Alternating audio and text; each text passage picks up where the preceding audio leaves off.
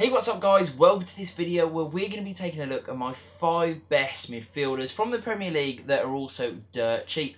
Now we have left out wingers in this video because we're going to be doing a separate video as there are so many good wingers out there. So they've got their own video. This is all about CDM, central midfielders and centre attacking mids and the best value options that you should be going out and trying. Now if you do think I've missed anyone out, then leave that in the comments below as I love hearing what you guys are recommending, and also that helps everyone else watching the video as well. And if you do enjoy the video, please remember to hit that like button as well as to subscribe if you are new to the channel. So without further ado, we're going to kick off with our first pick, which is Lanzini. This guy, again in FIFA 19, he was brilliant in FIFA 18, now again in FIFA 19, he is absolutely exceptional and great value too. Really well priced. I picked him up for a couple of K. I think he is definitely one of the best cams in the game for that price range. There are going to be very few better, especially in the Premier League where prices are a little bit more inflated. 81 pace is exceptional, 86 dribbling is incredible, so good with the ball at his feet. He glides through people like a knife through butter, he is that good. 72 on his shooting may seem a little bit disappointing, but let me tell you, I found him in front of goal to be very deadly, both from inside and outside the box. He is incredibly clinical. His passing is also pretty neat and tidy. Yes, there are tons of better options, you know, whether you're spending a lot of money or around the same sort of price, where their passing will be better. But actually Lanzini's passing in-game is actually pretty good. Defence and physicality obviously aren't really there, but overall this guy is actually really good. Great pace, as we mentioned, 84 on the acceleration, so really quick off the mark. Over that first 10 yards or so, this guy is really rapid and will leave people for dead.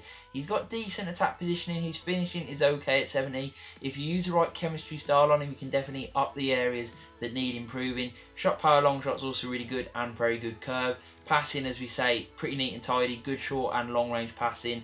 Nice vision as well, he's definitely able to see a pass, but his dribbling is one of the most standout areas.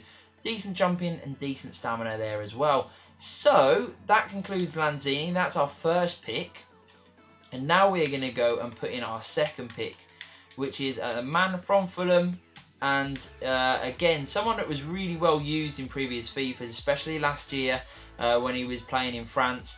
And Seri is just a brilliant addition to the Premier League because this card is exceptional. 82 overall, very nice pace, decent shooting, lovely passing, better than Lanzini's passing in fact. Good dribbling, not quite on Lanzini's level, but 81 on a central midfielder is lovely. 73 defence and 73 physicality means that this guy is absolutely incredible no matter where he finds himself on the pitch, which is always going to be advantageous, especially for that central midfield position.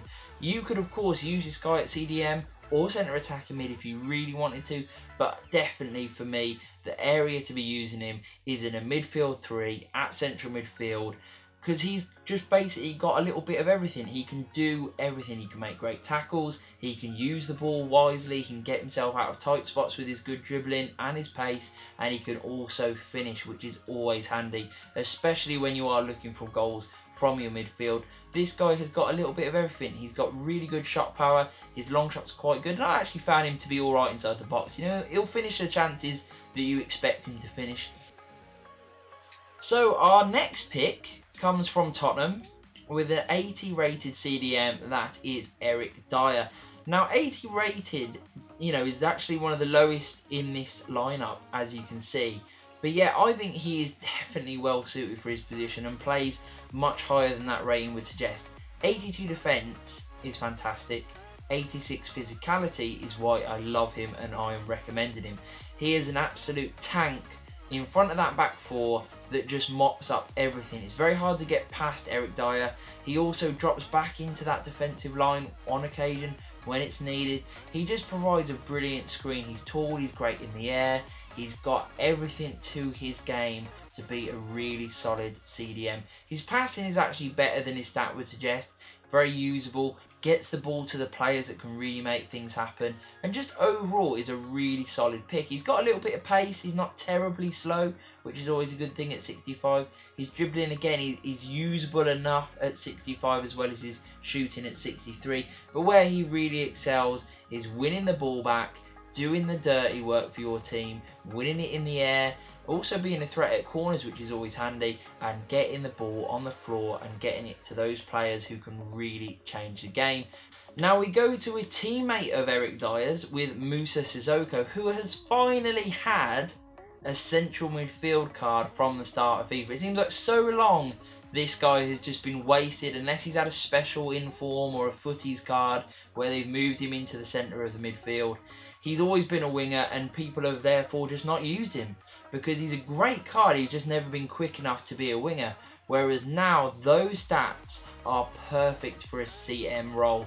Very similarly to Seri in terms of he's pretty much good at everything. You know, he's got the pace to go forward, the attacking attributes to go forward, but he also has the defensive side of his game. He's maybe not quite as good as Seri, but he's a little bit stronger and more robust physically, which I like about him. I found him to be really exceptional in this game. He scored me a ton of goals, loves to make late runs into the box and pick the ball up and put it in the back of the net, which I loved about him, but he was also really good in defensive situations, tons of tackles and getting the team moving, which is always good. Very dynamic player is Sissoko. I compare him to a cheap Dembele. If you haven't got quite a lot of coins, can't afford players like Dembele and etc., this is definitely one of the picks for you. Really good, great stamina, great strength. Love his strength to his game. You know, I think strength in FIFA 19 is a really overpowered sort of stat. So a player like Sissoko, who's also got a little bit of acceleration and sprint speed to his game, he's got great shot power for scoring those goals, decent range of passing, and his dribbling is also very neat and tidy. So overall, a player that you just can't really go wrong with, especially for the price. Now we finish up, guys, with our final pick, which comes from Man United with Ander Herrera. Now this card I didn't really use too much last year, but plenty of people did against me, and he was always really effective. So when he was quite cheap this year at the start of FIFA 19, I thought I've got to try this guy out, and I wasn't disappointed. Again, very similarly to Sissoko and Seri, he is pretty good in all areas of the midfield, making him a very key central midfielder. He's got okay pace at 71, his shooting is quite good at 72, but where he really comes to life is with his passing at 79, 80 on the dribbling, and then to throw in even more great areas, 78 on the defence and 76 on the physicality. He won me the ball back time and time again, very good in those defensive areas, a lot more strength and robustness, great timing of his tackles and interceptions, which is always good. So very good at protecting that back four and also winning you the ball back. And then when he does have the ball at his feet, he's got a great range of passing, very clinical, feels much higher than 79 if I'm being honest, feels more like a Fabregas sort of style when he has the ball at his feet. Very good for slipping people through and getting assists, but he also has the dribbling ability to work himself out of tight situations, to get into maybe slightly more crammed areas where then he can play a killer pass or he can take a shot, get himself into the box, etc. And his shooting actually was really good. I found him to be pretty clinical in front of goal, definitely more so than his stats suggest. He has got really good attack positioning, which helps him out, as you can see there at 78. He'll definitely get and make some really good runs, so he gets into the areas that can really hurt your opponent. Sprint speed does fall away a little bit, but he has that initial burst of acceleration at 75, which I love. And obviously with the right chemistry style on him to suit your needs and suit how you play, you can really make this guy absolutely perfect. His passing is absolutely exceptional, as you can see. He's got short passing there at 83, long passing at 80, and his vision at 81. So that's why he really does feel better than the 79 would suggest.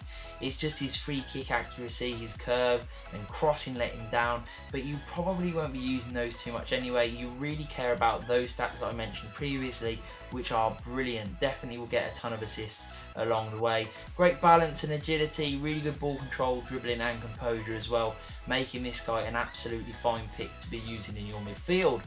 So I hope you enjoyed this video, guys. That completes my top 5 midfielders for the Premier League. Watch out for the ones to come, including wingers and defenders. Hope you enjoyed it. If you have any recommendations at all, leave them in the comments below, and peace.